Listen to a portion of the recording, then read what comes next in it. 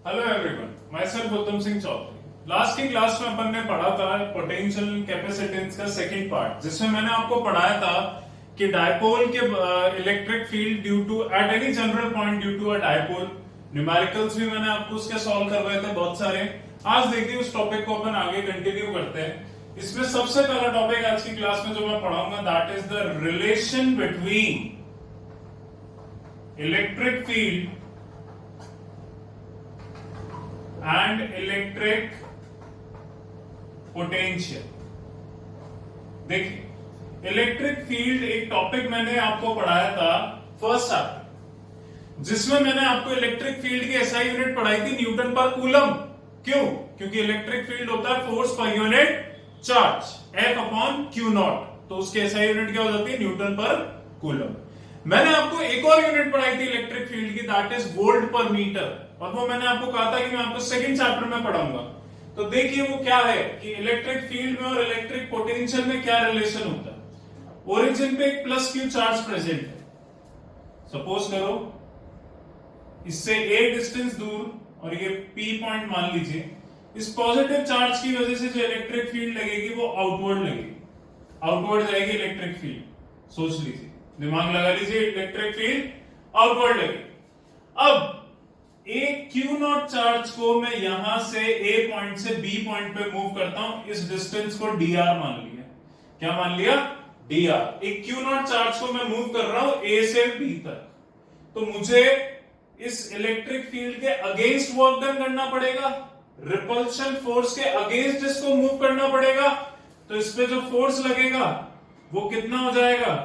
Q naught ई। बोल लीजिए, दिमाग लगा लीजिए। या मैग्नीट्यूड की टर्म से देखें तो फोर्स कितना हो जाएगा? Force on q naught while moving A to B, तो रिपल्शन का जो फोर्स लगेगा वो क्या लगेगा? Q naught E. Second, A से बी तक जो वर्क डन करना पड़ेगा, स्मॉल वर्क डन, वो कितना होगा? एफ डी आर, यानी Q naught E D are. दिमाग लगा लीजिए। अब वर्क डन मैंने आपको पोटेंशियल के थ्रू भी पढ़ा था, और वो क्या होगा? Charge into potential difference. पर यहां पे एक्चुअल में क्या होगा? पोटेंशियल में ज्यादा डिफरेंस नहीं आएगा। अगर यहां पे V पोटेंशियल है तो यहां V प्लस dV होगा, तो इन दोनों का डिफरेंस होगा, उसको dV मान लीजिए। अगर यहां पे V पोटेंशियल होगा तो यहां पे V प्लस dV होगा, तो दोनों का डिफरेंस कितना हो गया? dV। तो दो पोटेंशियल डिफरेंस हो गया dV। अब देखिए, एक तो वर्क डन आ गया चार्ज इनटू पोटेंशियल, एक वर्क डन आ गया q naught E D R. दोनों को इक्वेट कर दीजिए, तो क्यू नॉट dV किसकी इक्वल हो जाएगा? Q naught E D R with a negative sign. यहां पे नेगेटिव साइन आएगा जो इनका डिफरेंस आएगा, क्योंकि पोटेंशियल कम हो जाएगा। सो क्यू नॉट से क्यू नॉट कैंसिल हो गया, E हो गया minus dV bye dr। So electric field हो गई dV अपॉन dr के इक्वल। यहां से इसकी SI unit volt per metre आती है। dV बाय dr को पोटेंशियल ग्रेडियंट कहा जाता है। क्या कहा जाता है? Potential gradient. सो यहां से आपको एक फॉर्मूला इलेक्ट्रिक फील्ड का और आता है, माइनस dV बाय dr। इसको अपन न्यूमेरिकल्स में V अपॉन आर भी लिख के सॉल्व करें। बोलिए, समझ में आ गया क्या? So this is the relation between the electric field and potential. इसके इस टॉपिक के जस्ट बाद कुछ न्यूमेरिकल्स हैं जो मैं आपको बताना चाहूंगा, जो आपको करने हैं। एग्जाम्पल 16 पहले आप करेंगे, ये आज का होमवर्क हो गया। नहीं आएंगे तो नेक्स्ट क्लास में इनको मैं कवर अप करूंगा। एग्जाम्पल 16, 17, 19, 20 एंड 21, ये आपका होमवर्क हो गया इस टॉपिक। क्लियर है? नाउ अगला टॉपिक जो अपना है वो थ्योरेटिकल टॉपिक है, और वो थ्योरेटिकल टॉपिक क्या है? देखिए, अगला टॉपिक की हेडिंग आती है अपने पास इक्विपोटेंशियल सरफेस। क्या है? Equipotential surface. यानी इक्विपोटेंशियल सरफेस क्या होता है? देखिए, इसको यूं समझिए, any surface which has the same potential at every point on it is called as equipotential surface. यानी मैं इस सरफेस को इक्विपोटेंशियल तब कहूंगा जब इसके हर पॉइंट पे सेम पोटेंशियल होगी। यानी इस पॉइंट की पोटेंशियल भी सेम है, इसकी भी सेम है, इसकी भी सेम है, इसकी भी सेम है, तो ये सरफेस इक्विपोटेंशियल सरफेस कहलाएगी। बोलो समझ में आई है ये चीज? अब इसकी कुछ प्रॉपर्टीज होती है, इस सरफेस की कुछ प्रॉपर्टीज होती है। वो प्रॉपर्टीज क्या होती है? सो इक्विपोटेंशियल सरफेस की डेफिनेशन क्लियर हो जानी चाहिए। Any surface which has same potential on its every point is called as equipotential surface। बोलो क्लियर है? उसे इक्विपोटेंशियल सरफेस कहा जाता है, उसे इक्विपोटेंशियल सरफेस कहा जाता है। नाउ इसकी कुछ प्रॉपर्टीज होती है। पहली प्रॉपर्टी क्या होती है वो मैं आपको बताऊंगा। देखिए, no work is done in moving a test charge over an equipotential surface. यानी कोई भी टेस्ट चार्ज को इसके ऊपर मूव करेंगे तो वर्क डन नहीं होगा। ऐसा क्यों? देखिए, ये एक इक्विपोटेंशियल सरफेस है, अज्यूम कर लो। मैंने एक चार्ज को ए से बी तक मूव करा, क्या ए से बी तक क्यू नॉट चार्ज को मूव करा, तो वर्क डन क्या होगा? चार्ज इनटू पोटेंशियल डिफरेंस, यही होगा। बट अभी मैंने बताया है कि इक्विपोटेंशियल सरफेस का पोटेंशियल सेम होता है हर पॉइंट का, तो इन दोनों पॉइंट का पोटेंशियल सेम होगा, तो उनके बीच में डिफरेंस कितना हो जाएगा? 0। तो वर्क डन कितना हो गया? 0। सो पहली प्रॉपर्टी आती है work done is 0 in moving a test charge over a equipotential surface. Is that clear? Second आती है कि अगर आपको इलेक्ट्रिक फील्ड का डायरेक्शन निकालना है इक्विपोटेंशियल सरफेस से, तो वो हमेशा उसके परपेंडिकुलर हो। क्या होगा? इलेक्ट्रिक फील्ड का डायरेक्शन इक्विपोटेंशियल सरफेस के परपेंडिकुलर होगा। ये सरफेस है तो इलेक्ट्रिक फील्ड का डायरेक्शन ये परपेंडिकुलर होगा इससे। Is that clear? तीसरा पॉइंट इसमें आता है कि इक्विपोटेंशियल सरफेस क्लोजर आ जाती है in a stronger region of electric field और weaker region of electric field में दूर दूर हो जाती है। उसका कारण क्या होता है? E inversely proportional to D। Fourth property आती है, दो इक्विपोटेंशियल सरफेस कभी एक दूसरे को इंटरसेक्ट नहीं करती। सो चार प्रॉपर्टीज इसकी हो गई। पहली property, no work is done in moving a test charge over equipotential surface. दूसरी प्रॉपर्टी होगी, the direction of electric field is always perpendicular और normal to the equipotential surface. Third property हो गई, in the region of a stronger and weaker electric field इनके जो closure आ जाती है और फार्दर चली जाती है। चौथी हो गई, they never intersect each other, two equipotential surfaces never intersect each other. So चार इनकी प्रॉपर्टीज हो गई। इसका स्क्रीनशॉट ले लो, कॉपी कर लेना।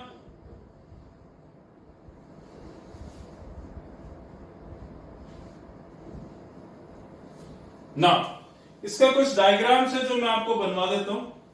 देखिए, जैसे अपन ने ड्रॉ करना सीखा था, इलेक्ट्रिक फील्ड को ड्रॉ करना सीखा था, वैसे ही आपको इसको भी ड्रॉ करना सिखा देते हैं।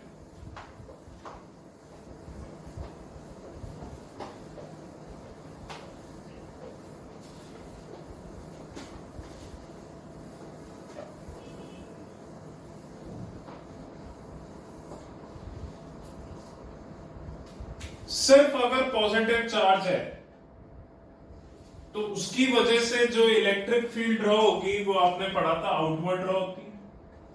ये डायरेक्शन होता है इलेक्ट्रिक फील्ड का, याद कर लीजिए। सो इक्विपोटेंशियल सरफेस जो ड्रॉ होगी इसके अराउंड, वो होगी ये डॉटेड लाइन से शो कर कॉन्सेंट्रिक सर्कल्स की फॉर्म। बोलिए समझ गए? So this is the electric field lines and this is the equipotential surface। बोलो समझ गए? दूसरा, एक पॉजिटिव है एक नेगेटिव है। सो इलेक्ट्रिक फील्ड का डायरेक्शन तो सबको पता है, ऐसे ड्रॉ होगा।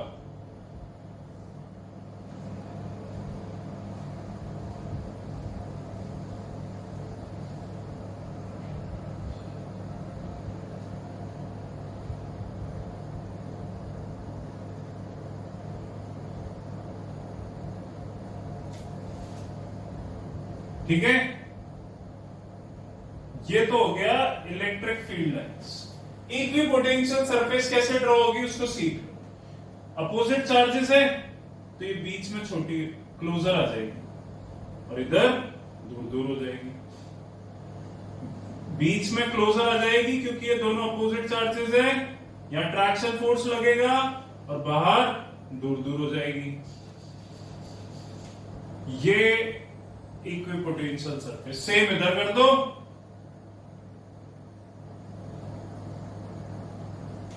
सेम इधर ड्रॉ कर दो।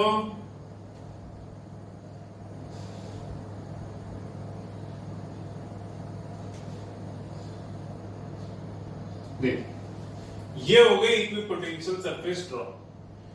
अपोजिट चार्जेस है तो क्या होगा, बीच में आ जाएगी, एक दूसरे के क्लोज और बाहर जाके दूर दूर हो जाएगी। अगर दोनों लाइक चार्जेस होते, दोनों पॉजिटिव होते, तो इलेक्ट्रिक फील्ड लाइंस तो आपको पता है कैसे ड्रॉ होती है, वो तो अब अपोजिट हो जाती।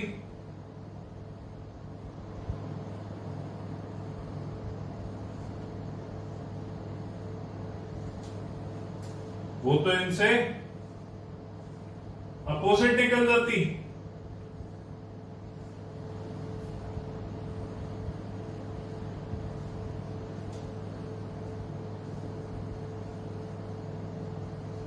ये होता अपने इलेक्ट्रिक फील्ड का डायरेक्शन। अब अंदर क्लोज आई थी, अंदर दूर आती और बाहर फार्दर अवे हो जाती, अपोजिट होगा। अंदर की साइड तो एक दूसरे से दूर दूर हो गई और बाहर की साइड ये क्लोजर आ गई। देखिए ये ड्रॉ,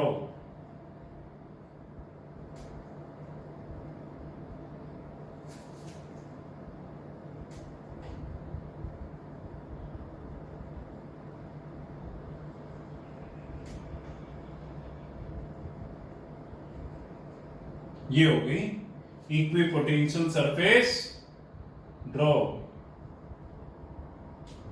ये कभी एक दूसरे को इंटरसेक्ट नहीं करेगी। सो ये तरीका होता है इक्विपोटेंशियल सरफेस ड्रॉ करने का। अगर अपोजिट चार्जेस है तो बीच में क्लोज, बाहर फार्दर हो जाएगी। दोनों लाइक चार्जेस है तो अंदर फार्दर और बाहर क्लोजर हो जाएगी। Is that clear? ये तीनों तरीके से इक्विपोटेंशियल सरफेस ड्रॉ। बोलिए क्लियर है? सो आज की क्लास में मैंने आपको 3 टॉपिक्स पढ़ाए हैं। आपका होमवर्क है ये एग्जांपल्स, 5 एग्जांपल्स, इनको कंप्लीट कीजिएगा। आज मैंने आपको पढ़ा दिया, देखिए, relation between electric field and potential. Equipotential surface क्या होती है और उसकी 4 प्रॉपर्टीज। 4 प्रॉपर्टीज क्या होती है? इक्विपोटेंशियल सरफेस वो सरफेस होती है which has the same potential over it's all points. दूसरा, इसके 4 प्रॉपर्टीज होती है। पहली ये होती है कि work done in moving a test charge over equipotential surface is 0।